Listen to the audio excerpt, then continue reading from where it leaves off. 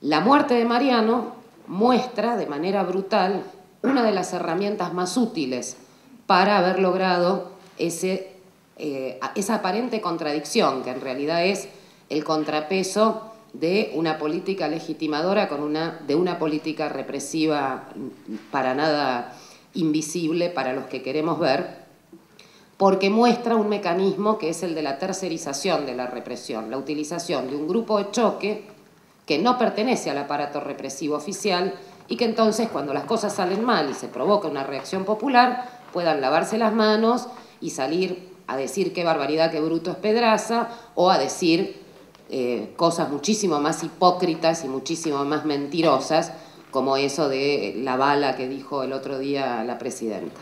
Pedraza no era el jefe del plan criminal. Pedraza fue un instrumento de la burguesía para aleccionar a esos trabajadores que estaban sacando los pies del plato al organizarse en forma independiente frente a la burocracia sindical. Jefe sí de la patota, pero no de todo el plan, ojo. La posibilidad de llegar a perpetua para todos y va a depender de que sigamos manteniendo ese mismo nivel de movilización. La investigación, bueno, les quería comentar, ahora a fines de agosto sale una edición ampliada del libro que va a sacar Planeta también, pero bueno, como contaba Miguel, en un primer momento fue una investigación que se realizó casi a la par de la justicia. Yo empecé a escribir el libro en diciembre de 2010 y el libro se publicó a mediados de marzo de 2011. Entonces, bueno, fue una investigación, yo iba a los mismos lugares a los que la justicia, digamos, también intentaba llegar y me entrevisté con muchos testigos que estuvieron ese día del lado de los manifestantes y también intenté llegar y pude también hablar, aunque en ese primer momento de manera menos fluida, con alguna gente que estuvo en el lado de la patota. Después sí pude hablar con arrepentidos de la patota que estuvieron ahí, que contaron con mayor detalle todo lo que pudieron ver esa jornada. Cada vez que un hecho represivo, que compromete obviamente la responsabilidad estatal, llega a ese nivel de visibilidad, ¿qué hacen los barcos cuando se empiezan a hundir? Largan lastre. Entonces hay que entregar una parte.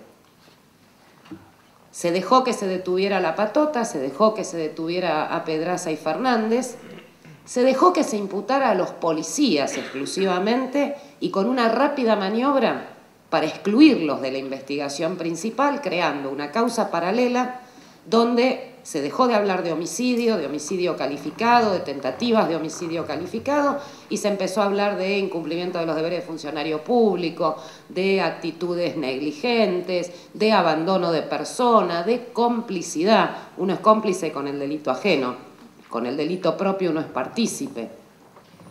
Un triunfo importantísimo para nosotros fue lograr en diciembre del año pasado que finalmente el propio Poder Judicial tuviera que reconocer lo que desde el primer momento nosotros dijimos. Es un mismo hecho, son distintas responsabilidades en cuanto a las tareas, porque hay una división de trabajo en cualquier plan criminal que abarca una pluralidad de personas, pero el eje común es el mismo y tiene que ser juzgado todo junto. Y por eso logramos llegar hoy a este juicio con 17 imputados, de los cuales 7 son policías. El motivo por el cual no están en la sala de audiencias ni la empresa, ni los funcionarios del gobierno nacional, de los ministerios que mencionábamos recién, y solamente se llega a la patota y a los 7 policías, que tampoco son las máximas autoridades en el armado del operativo de Azul, digamos.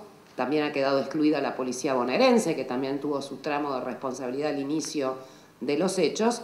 Es una muestra de cómo se negocia, entre comillas, diciendo, bueno, algo hay que entregar, pero no vamos a entregar todo y protegemos lo que más nos conviene. Es el que entrega el peón para salvar el alfil o la dama. Nos preguntábamos muchos por qué Pedraza me había dado la entrevista a mí. Digo, si alguien googleaba, Diego Rojas también se podía permitir ver que había seguramente una solidaridad con el lado de quienes lo acusaban en ese momento. Pero Claudia Ferrero, la otra abogada, tuvo una hipótesis interesante. Digo, más allá de que yo llamaba todos los días, primero hablé con el celular con él, después me comunicaba con su secretaria todos los días para insistir sobre esa entrevista que habíamos quedado en llegar a establecer.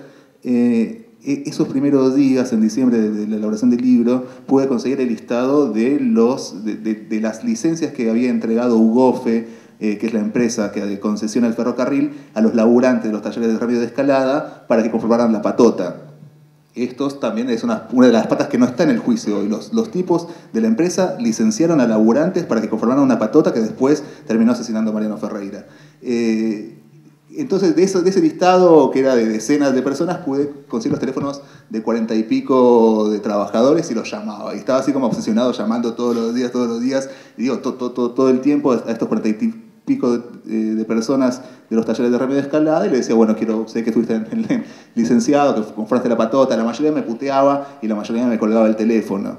Pude hablar con algunos. Pero después Claudia Ferrero decía lo siguiente, la abogada. Bueno, por eso te di la entrevista a Pedraza, porque vio que estaba revolviendo el avispero entre la base suya, que la gente en el taller de remedio de escalada empezaba a preguntar quién es ese Diego Rojas que está llamándonos a cada uno de nosotros. Entonces Pedraza debió haber pensado, bueno, cortémosla de este modo, le doy la entrevista a este periodista y así no rompe más las pelotas ahí abajo. De todos modos, es interesante que creo que el tiro le salió por la culata, porque en una última declaración judicial, una escucha judicial, que ahora están publicadas las escuchas judiciales del caso, la hija le pregunta a Pedraza, che, ¿y cómo te fue con el periodista ese en la entrevista? Y Pedraza le dice, es un guacho, me arrepiento de haberle dado la entrevista. Que creo que, ¿no?, cuando te insultan de ese modo es un elogio al laburo que pudiste realizar. Si el mismo día de la muerte de Mariano no hubiese habido acá en Callao y Corrientes a menos de 45 minutos una multitud cortando las dos avenidas, una movilización que duró todo ese día, toda la noche siguió en Constitución y al día siguiente una marcha multitudinaria a Plaza de Mayo y a partir de allí un estado de movilización permanente con el aporte de todos los sectores, organizados y no organizados, de trabajadores, estudiantes, movimientos sociales, etcétera, jamás hubiésemos podido llegar hasta donde hemos llegado hoy en la causa.